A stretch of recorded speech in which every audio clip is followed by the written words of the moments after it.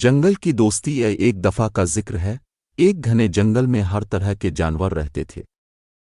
جنگل ہر طرف سے ہری بھری جھاڑیوں اور بلند درختوں سے گھرا ہوا تھا۔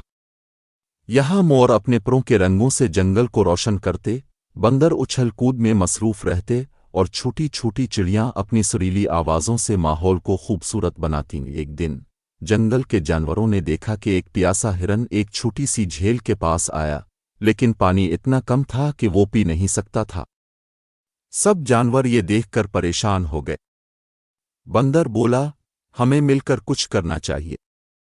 مور نے کہا، میں اپنے پروں سے جھیل کے آس پاس کی مٹی ہٹاؤں گا۔ بندر نے چھوٹی چھوٹی جھاڑیاں ہٹا دیں اور ہاتھی نے اپنی سونڈ سے پانی کھینچ کر جھیل کو بھر دیا۔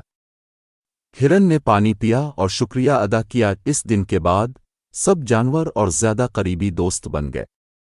جنگل کا ماحول اب اور زیادہ خوشنما اور پیارا ہو گیا تھا، کیونکہ سب مل کر ایک دوسرے کی مدد کرتے اور جنگل کو اپنا گھر سمجھتے۔ سبق: مل جل کر کام کرنے اور ایک دوسرے کی مدد کرنے سے زندگی اور بہتر ہو جاتی ہے۔